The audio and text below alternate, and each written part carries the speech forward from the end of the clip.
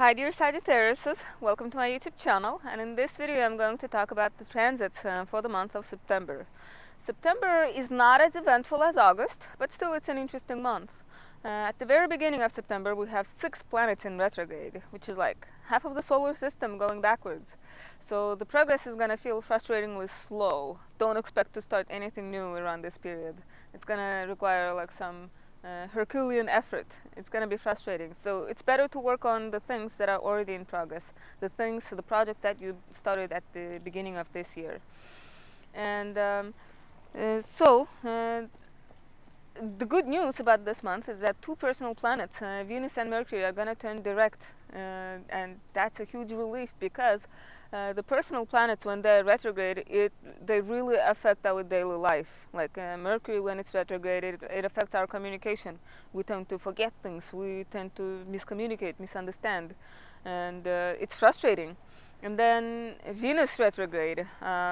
Like our love relationships are messed up when Venus is retrograde. Our self-worth is messed up, and that really affects our daily life. So when they do turn direct, it's a huge relief. Yeah, our daily life, our routine goes back to normal. And the outer planets, when they're retrograde, we don't feel them that much. It's a more subtle energy. It doesn't mean we don't feel it, but like it's just on a subconscious level. So that is for the beginning of the September. Now I'm gonna do a little bit of the overview for the month. Of the outer planets. Pluto, as you know, has been in Capricorn for the past 15 years, and so it's been in your second house of money. And uh, because it's like an outer planet, you don't feel it that much. It's very subtle. You feel it if you have personal planets on the late degrees of Capricorn. Like, let's say you have Venus. Mhm. You have Venus on the late degrees of Capricorn, or maybe your moon sign, or maybe your rising sign on the late degrees of Capricorn. Then you definitely feel this energy.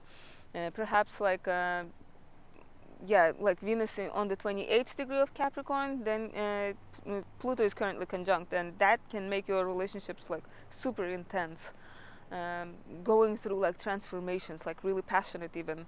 But for other Sagittariuses who don't have any planets around those degrees, so like you are not going to feel it that much. But the reason why I'm mentioning this transit is that it's like it kind of creates this big background of what is going on in our life in 2023. Yeah, so imagine like all the corporations going through transformations, banks like some banks collapsing, and then government corruption being exposed, institutions, power structures. All of those things are going through transformations. Um, so next is Neptune in Pisces.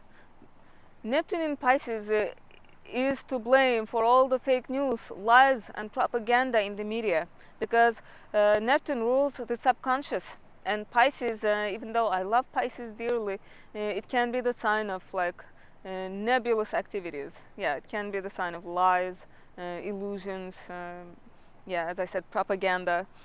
So like collectively, subconsciously, like we're being fed all this like fake news energy, like lies. Have you noticed that like it's impossible to trust the news? It's impossible to trust the media.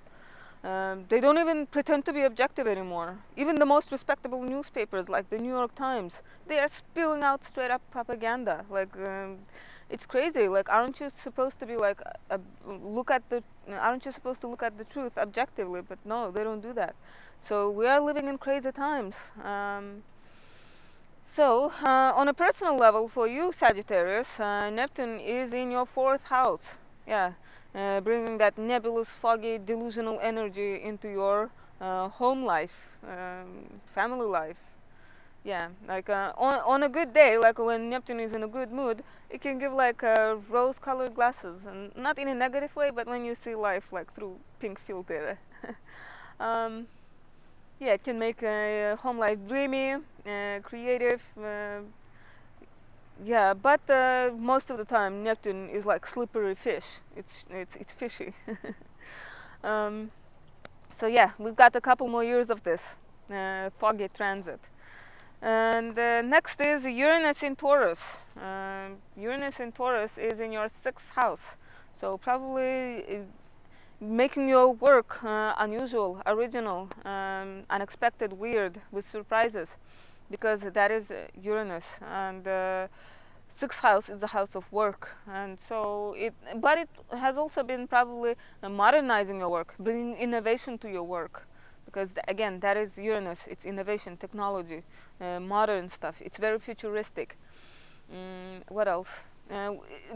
Sixth house is also the house of health. So Sagittarius is, yeah, like make sure you eat properly. Make sure you take care of your health, because Uranus can give like surprises. And I'm not trying to make you scared. Don't worry. Like, a lot of people are experiencing this transit, and I'm sure they're doing just fine. It's just maybe you will experiment with like new diets, new approach to diet, because Uranus can do that. And what else? Jupiter, your ruling planet, is also in Taurus, actually, like close to Uranus, and so um, again, Jupiter is bringing expansion to that area. So your work probably has been getting like a dose of luck and expansion. What else? Your routine, your pets, yeah, and what else? So that is it for the overview of outer planets, and then now I'm going to talk about the inner planets. On September 3rd for the Americas, or September 4th for the rest of the world, that's when Venus stations direct on the 12th degree of Leo. So Sagittarius, for you, this is your ninth house. The planet of love, beauty, and finances has been going backwards in your ninth house of travel, personal beliefs, personal philosophy, yeah, like everything foreign, religion, like higher education. So you have been reevaluating all of those things since July 22nd. And so finally on September 3rd or 4th, Venus is gonna start turning direct. And so I hope you achieved some sort of like understanding. I hope you resolved issues, unresolved issues in that house, and so from now on, it's gonna be good. Okay, and Venus is not gonna be retrograde in that house for the next 8 years. Yeah, you're gonna have this retrograde in 8 years. So in 8 years, that's gonna be what, 2031? Yeah. And next, on September 4th, a day after Venus turns direct, Jupiter takes up the torch of retrograde from Venus and starts going backwards until December 3rd, 2023. And so for you, this is going to happen in your house of work. So whatever Jupiter has been trying to teach you since May this year, you are going to kind of like start absorbing the lesson, kind of like digesting those lessons. Because if you think about it this way, like Jupiter has been going direct since May at a normal speed, so you might have noticed the big details only. But now, when it goes retrograde, it slowly goes backwards, so you will be able to notice more smaller details. And so I hope this makes sense. And so all the Jupiter-related things are gonna slow down a little bit, and you're gonna look within to gain some understanding. Yeah, but I mean, Jupiter is an outer planet. You don't feel it that much. It's gonna be super subtle, unless you have planets close to Jupiter. I mean, close to the degrees that Jupiter is gonna go over. Okay. Next, let's see. On September 6th, we have the last quarter moon in Gemini. This marks the beginning of a week where not much happens.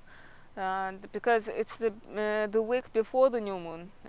This is the period when you are like getting ready for the next new moon, when you are kind of like finishing up the things that started with the Leo new moon. Think of it like this, in this way. If life is a stage, like the stage has been decorated with Leo themes, with Leo decorations since Leo new moon.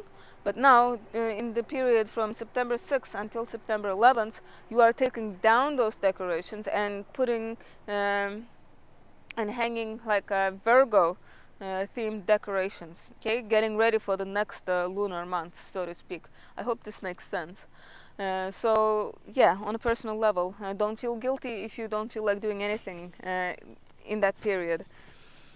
And so, for those of you who are waiting for news, decisions, announcement of some sort, like you can expect them to come starting from September 11th. The Virgo new moon itself is going to happen on September 14th, but we can feel the effects of the new moon like 4 days before or after, okay, of the new moon. And the thing about this new moon is that, wait, no, this new moon is happening in your 10th house. So something new in your career, some news about your career. And this new moon creates an interesting aspect, the kite aspect. It's going to involve the luminaries in Virgo. They're going to be making a trine aspect to Pluto and Uranus, also in Earth signs. So there's going to be this like easy flow of energy between all the Earth signs, and so there's going to be this very stable, practical, efficient energy because of that. They're like all working together, putting out their best qualities. And the thing is, Neptune will be making an opposition to the luminaries in Virgo. So there's going to be this need for balance. But thankfully, those two outer planets will be acting as mediators because Neptune will be making a sextile aspect to them. And so imagine this, like, and that's why it's called like kite aspect.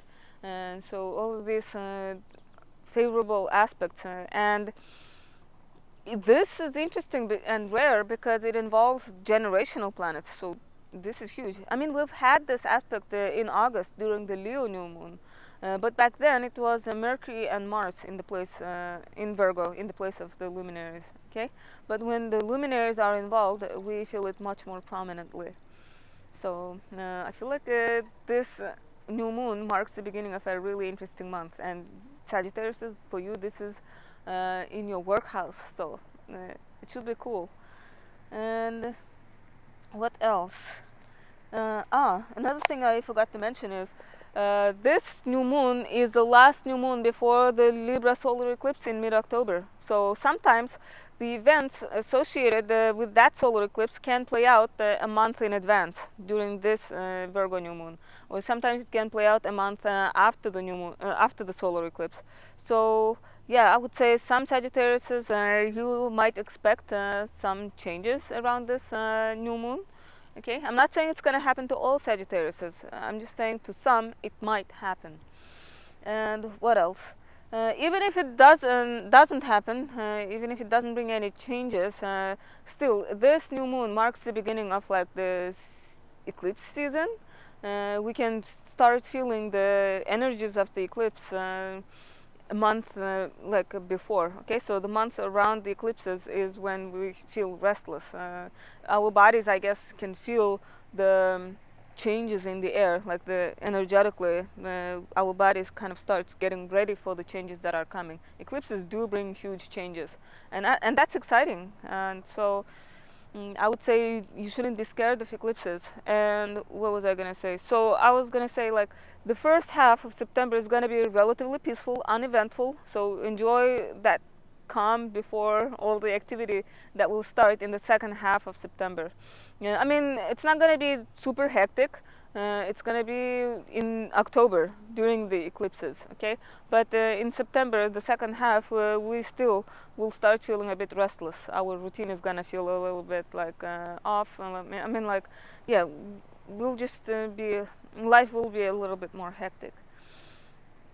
And then a day after the new moon, we have Mercury turning direct, okay, on September 15th.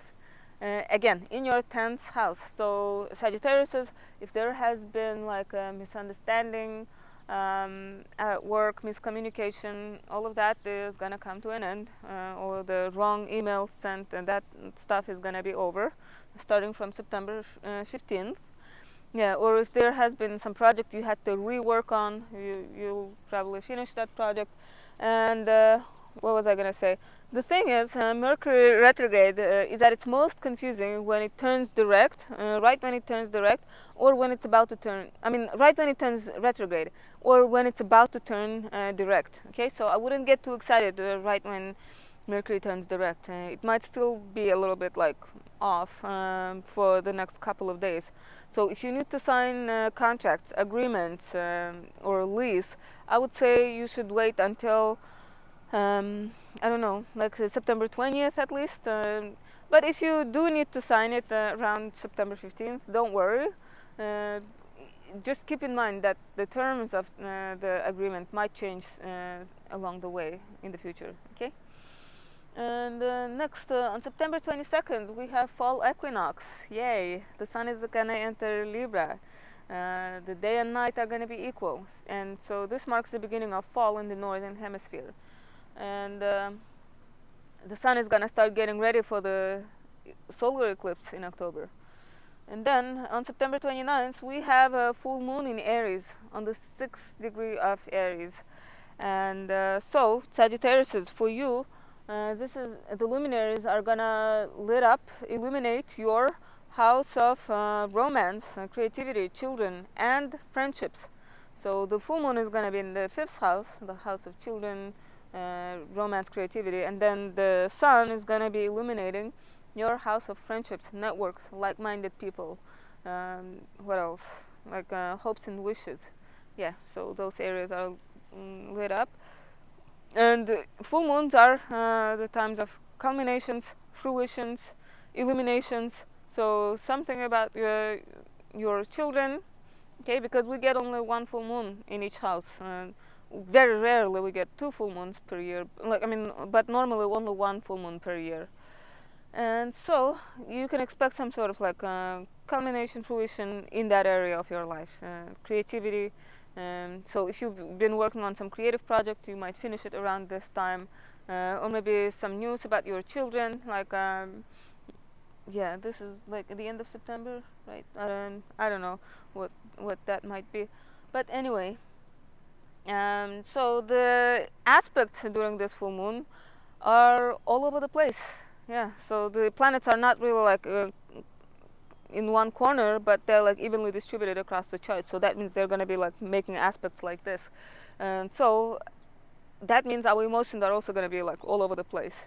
So, but don't worry, we feel the full moon energy like to the peak of it 4 days around the full moon, plus or minus. But after that, things should calm down a little bit. And but the other thing about this full moon is that it's the last full moon before the Scorpio lunar eclipse on October 28th. So again, the events associated with that lunar eclipse might play out around this full moon. Okay,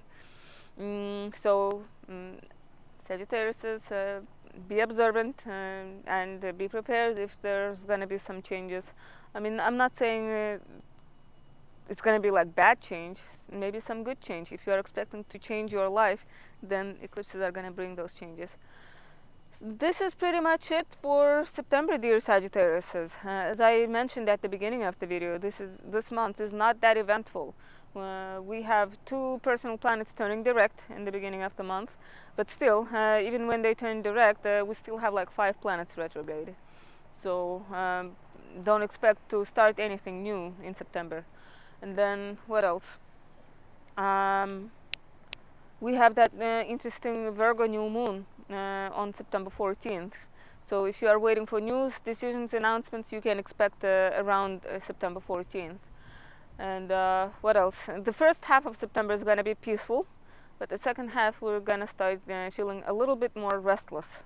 And then we have that Aries full moon on September 29th, so you can expect fruitions, culminations in the area of your romance, creativity, creative self-expression, and children. Okay, I hope you enjoyed this video, and if you did, please subscribe. I appreciate those who are already subscribed. I have subscribers from so many different countries around the world. I was pleasantly surprised, so thank you for your time. And I hope to see you guys in my next video. Thank you. Bye.